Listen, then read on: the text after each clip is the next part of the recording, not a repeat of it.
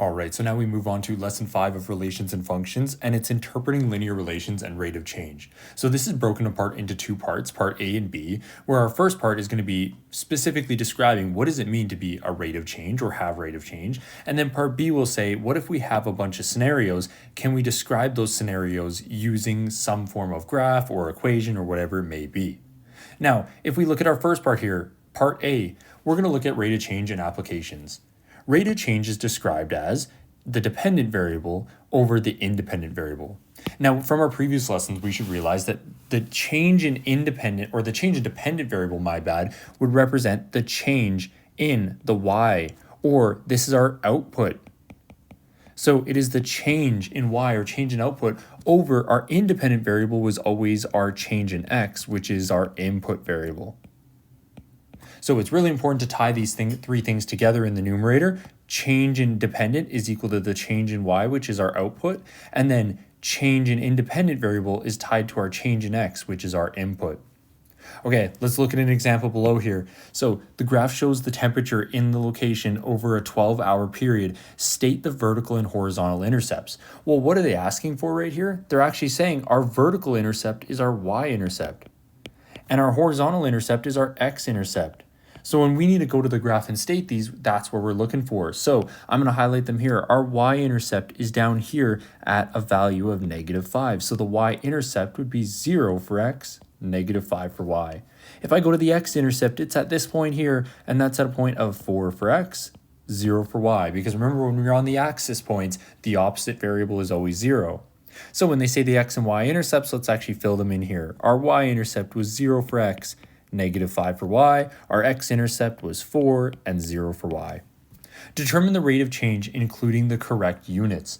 Okay, so if we go back to our graph here, how many units do I have to go up? How many units do I have to go over? Well, I would realize if I go from -5 to 0, I've increased by 5 units. How many did I have to go over? 4 units, meaning my slope is equal to the rise over the run, which is equal to just 5 over 4, because that's not going to reduce anymore. So off to the side here, what we're going to have to do is write in that our rate of change, which I'm just going to denote as r, is equal to 5 over 4. And now here, when they talk about this, including correct units, here's what we have to add. When we talk about rise, what units are we talking about? It is the change in temperature. So when we go back to our numerator, we're going to write degrees Celsius. When we look at our x or our change in x, it's written as time in terms of hours. So we're going to put hours here. So our rate of change is 5 over 4 degrees Celsius per hour. It's always written as the change in the y variable over the change in the x variable, or the change in the dependent over the change in the independent. Write an equation that describes this relation. You have to remember that our equations are always written as y is equal to mx plus b. Because we're not in grade 11 or 12 yet where we start talking about quadratics and cubic functions. We're strictly talking about linear lines here. So what we're going to do is we have to realize that our rate of change is actually equal to our slope. Because if we had to rise and run, we're talking about the slope. So our equation so far is y is equal to 5 over 4 x plus b. Now, what is the b value? The b value, remember, is our y-intercept. And right above, we actually labeled that. Our y-intercept was -5. So what I'm going to do here is fill in that we have y is equal to 5 over 4 times x minus the 5, which is the y-intercept. Now, to make this in terms of the context of the problem, what we could do is say our output, which is denoted by y here, it can actually be deemed as degrees Celsius. So we could write it as this is equal to 5 over 4. What was our x value from the problem? It was the hours involved, so we could write this as h minus 5. Now, whatever way you want to write this, either way is correct because we're still talking about the same thing. However, this equation is more contextualized based on the specific problem we're dealing with. So do you see how they're the same thing? However, one is just more contextual for the problem. All right, let's look at example 2. A cylindrical tank with 45 liters of water is being drained. The amount of water in the tank can be modeled by the function. When they give you a function, what are they saying? They've given you the equation. So we have a function that describes the drainage from this tank. V equals -5t plus 45, where V is the volume and T is the time in minutes. Okay, we're going to carry forward that equation. So I'd like you to highlight it so we can bring it forward to our next page here. V equals negative 5t plus 45. So I'm going to write that right at the top here. V is equal to negative 5t plus 45. Now we're going to use this equation to help us fill in the table and get our ordered pairs. Okay, so if time equals 0 in our equation, well, this becomes 0 because 5 times 0 goes away. What am I left with? 45 here. So our output or volume at time 0 is 45. After 2 seconds, well, if I substitute a 2 in for here, that means it's negative 5 times 2, which is negative 10, plus 45. That gives me a value of 35. Now, I see that the pattern between points is decreasing by 2 each time. So what I can do is approximate that the pattern would decrease by 25 to then 15 to 5, or decrease by 10 units each time. And now the ordered pairs, here's what I would like you to write in here. An input value is representative of our independent variable. It's our x value or our x-intercepts. It's the independent. And then our output, which is here, and I'll draw an arrow here. Maybe I should draw an arrow here too. Our output is represented by the dependent, which appears on the y-axis here, which in our diagram they've done for us. Volume is the dependent and it's on the y-axis, and time is on our x-axis and it's the independent. The ordered pairs that we're going to plot here are equal to 0 and 45, 2 and 35, 4 and 25, 6 and 15, and finally 8 and 5. Now we want to go plot these on the graph here, which I'll do in blue. So at 0 and 45, here's our first point. We then go to 2 and 35, which puts us here. We then go to 4 and 25, which puts us here. And clearly we can see that pattern of decrease all the way down. And there we go. So here's our line. Now they say, what is the v-intercept? What does the v-intercept represent? So our v-intercept is actually right here. It's on the vertical axis. It's the amount of volume. And at time 0, we have 45 liters. So this is saying before any water's drained out, we're at a point of 0 and 45 volume, or time is 0 and 45 is the volume. And this represents the amount, and we could say the starting amount, just to be really clear. The starting amount before any drain has happened. This is our starting amount.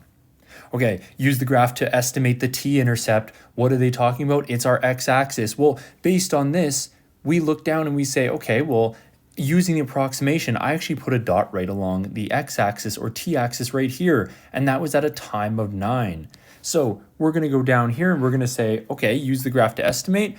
Our estimation is that we have it at 9 seconds, 0 volume. And what does the t-intercept represent? Well, exactly what I just said. This is when there is no water left, when no water is left.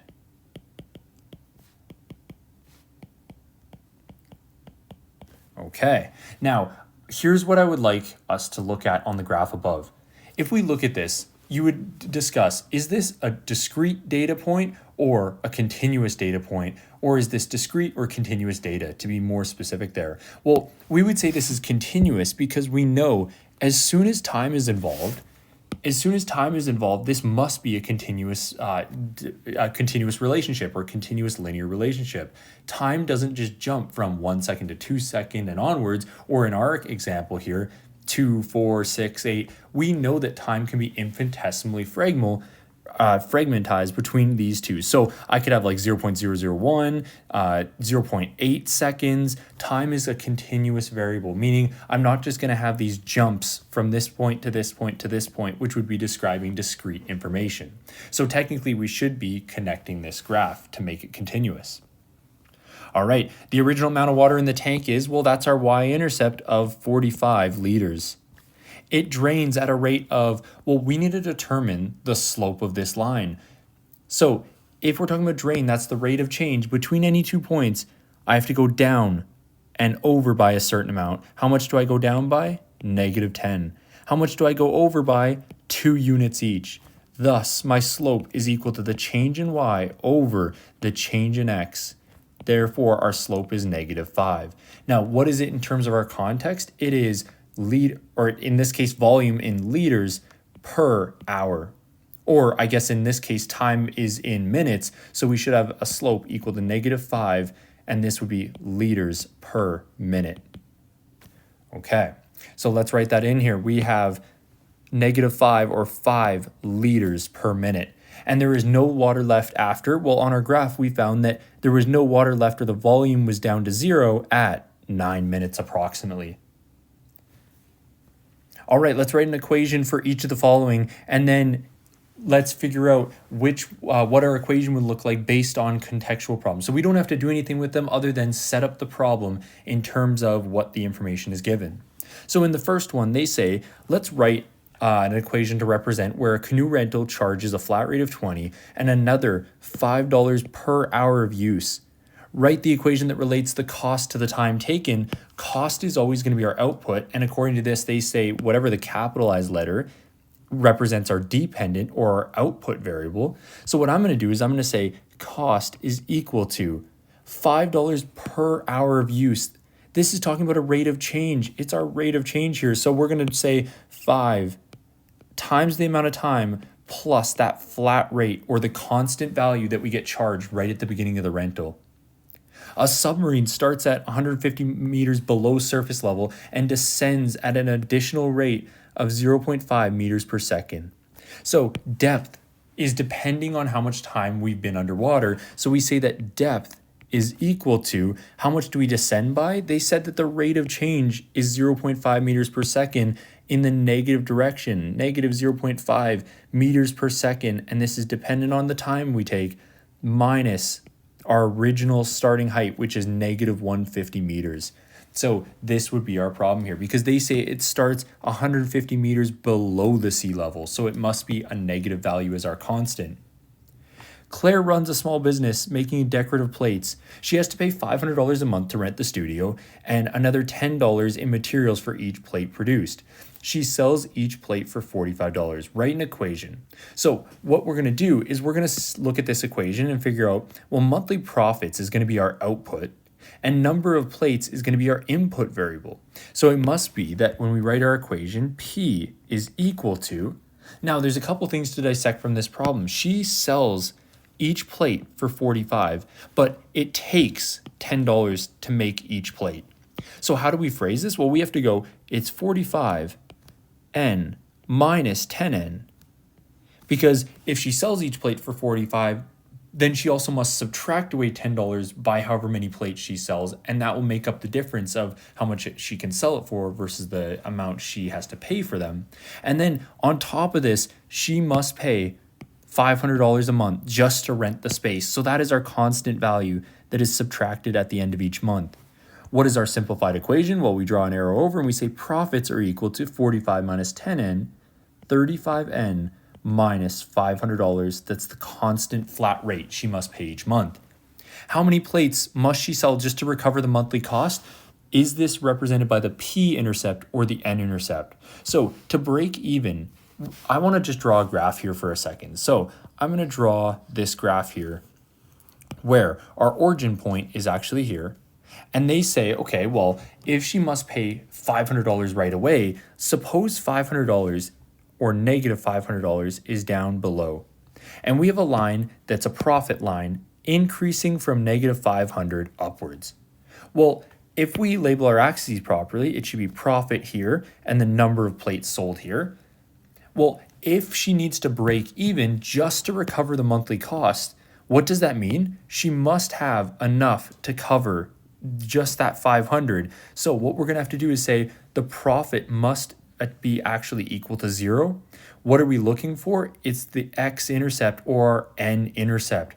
We need a certain amount of plates just to break even or just to cover that negative 500.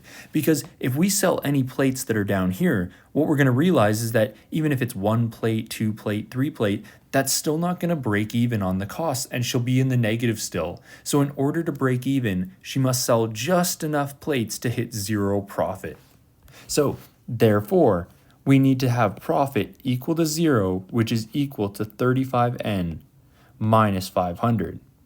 From the equations unit, we would add 500 across, we would add 500 across, and we would get 500 is equal to 35n. Now, if we put this in our calculator, we would go 500 divided by 35, and that's going to be equal to, so I'm going to divide this by 35, divide this side by 35, and I should get an n value equal to 14.28. But because we never want to have a fractional amount of plates, in any case of economics situation like this, we'd always just round it up. So instead of just having a fractional amount of plates, we'll sell 15 instead of 14, and that will allow her to cover the cost here. Because if we round down, that's not going to completely cover her cost. She needs to sell more than 14 plates, but not exactly 15. So we would rather just put it exactly to 15, and then that way she knows she'll cover her costs rather than rounding down to 14 and still being in the negatives. And so when they say, is this represented by the p-intercept or the n-intercept? Well, we clearly labeled it in our graph here. It is our n-intercept. All right. An ecologist tags a bird and tracks its movement from the field station. Because of a delay in the setup equipment, the bird was already a distance away of the station when it started recording. After 3 hours of tracking, the bird was 28.5 away from the station, and after 7.5 hours, it was 69 away from the station. After 9 hours, it was 82.5 from the station. Write an equation that relates the bird's distance d from the station to the hours traveled. Okay, so what we're going to have to do is say our end goal is to have d is equal to mx plus, or in this case it's time, so I should put t, mt plus some value of b, which is our y-intercept, where d is distance, time is t, and m represents the rate of change. Okay, this problem is a little more difficult because what we actually have to realize is that they give us ordered pairs that we have to work with. So after 3 hours of tracking, it's 28.5 away. So we're going to write that as an ordered pair of time, which is 3, and 28.5, which is equal to the y value. They then give us another point where they say after 7.5 hours, it was 69 away. So we're going to put 7.5 and then 69 there. And then finally, after 9 hours, it was 82.5. So we're going to write that as our last order pair of 9 and 82.5. Okay, so what we're going to do is use these points in order to determine the slope and our y-intercept. And with that information, we'll be able to build this equation. Okay, so I'm going to use potentially this one as our 0.1 and this as our 0.2. The one was 7.5. So if we do our slope calculation, well, to do our slope calculation, it's m is equal to y2, which in this case is 69 minus 28.5, over x2, which is 7.5, minus 3. This is going to give us a value of, if we put this into the calculator, well, we're going to have to do 69 minus 28.5, which gives us 40.5. And it's going to be divided by, well, 7.5 minus the 3 gives us a value of 4.5. So typing this into our calculator, if we do 40.5 divided by 4.5, that's going to give us a value of 9. Now, what is this in terms of units? Because we want to be exact with our units here. This is the rate of change describing this problem. The rate of change is going to be in terms of our change in y over change in x. The change in the y variable is kilometers, and the change in the x value is always our time. So it's kilometers per, what was it in terms of time? Hours. 9 kilometers per hour is our slope. But now we need one more piece of information here. We need to figure out what the b value is, which is our y-intercept. So knowing that we have this, we need to use one of our points. And in this case, we could actually use any of these points. Realistically, I'm going to maybe even use this one to help us out. If we want our b value, we have to go 2 is equal to the y value, 82.5. And I'm going to backtrack this just slightly here. We're going to write 82.5, which is the y value, or our distance, which is equal to the slope value times the time at that, which was in this case 9, and then plus the b value. 82.5 is equal to 81 plus b, and thus, therefore, b is equal to, well, we have to do 82.5 minus 81, and that's equal to 1.5, or equivalently as a fraction, 3 over 2. All right, now piecing this all together, because now we have the two pieces of info we critically needed, our slope value and the b value, we're going to put these into the equation. Therefore, our distance is equal to our slope value times time plus, in this case, our 1.5. There we go. There's the equation we're looking for. How far away from the station was the bird when the recording started? Which intercept value does this represent? Okay, well, when the recording started, what are they talking about? When the recording started, that's when time equals 0. So when they say a recording started, that's time equals 0. Thus, when we go to our equation, it's going to be distance is equal to 9t plus 1.5. We're going to set our time equal to 0, which means 9 times 0 plus 1.5. And thus, therefore, when the 9 times 0 cancels away, we get a distance of 1.5 kilometers away. So when the recording started, the bird was 1.5 kilometers away, and we know that there was a delay involved, explaining why we have a distance of 1.5 away at 0 time. All right, so you're going to want to check your understanding here and make sure that you can apply some contextual information into equations. And remember, relative change just talks about the slope value. When they ask you for rate of change or specific time to do a certain race in this context below here for check your understanding, when they start talking about what was average speeds and what was the change in this, they're talking about the slope value. Now, we're going to jump forward to lesson B here. Lesson B is all about saying, if I give you a graph or I give you some context, can you graph certain slopes and understand what's happening with different slopes, or what we now know as different rates of change? So depending on the given problem, it might look a little different. This is a prime example. What if I was to give you this information where we have time versus distance, and we have a bunch of different slopes here? We have a steep slope that's negative, a 0 slope, another slope, and then we get a flatter slope at the end. How do we provide some context to this for a given problem? So let's actually flip our page and deal with some specific examples. Example 4 says, if we're talking about volume of fuel in a car's tank related to the time during the trip, then this graph maps out that relationship. Explain the significance at each line segment. So we're going to start with A to B. If I look A to B, well, I clearly see that over some amount of time, the fuel is going down. So we're seeing a decrease in fuel, and it's a certain amount of hours. We could say that the person was driving for the 3 hours at this point, because we know that total time distance goes from 0 to 3. So they're just driving for 3 hours at some consistent speed. We then go to B to C, and B to C is right here. It's a horizontal line, meaning it has 0 slope. We realize the amount of fuel doesn't change, and there's a certain amount of time that passes. We can consider this them taking a break. This is them taking a break from the road trip. So whether that's going to the washroom, taking a food break, whatever it may be, they're taking a break because there's no amount of change in fuel, but time continues going on. We then want to look at D to E. And D to E is this sharp increase that almost looks like a vertical line. It's so sharp, it increases, that it has a very high slope value. So what are we seeing? In a short period of time, the volume increases very significantly. This would be them refueling. So they'd be at the gas station, refueling the car because they want to continue driving. And then finally, from E to F. E to F is this sharp decrease here, or the very shallow slope like that. So if we see that from E to F, it's a sharp decline in the amount of fuel, we could say that because it's happening over such a short period, this would be them driving faster or using more fuel.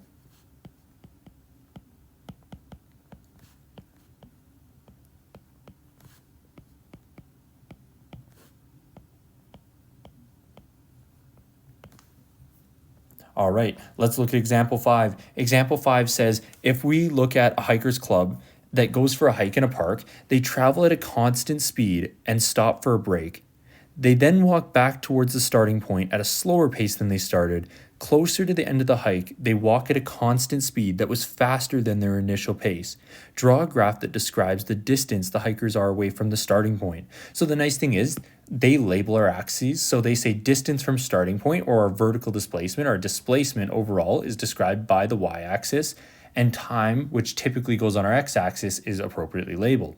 Now, they say that the hikers go for a walk and they start at zero distance and then start for an increase. So they increase and they're going away from the starting point and they're doing that in a certain time period.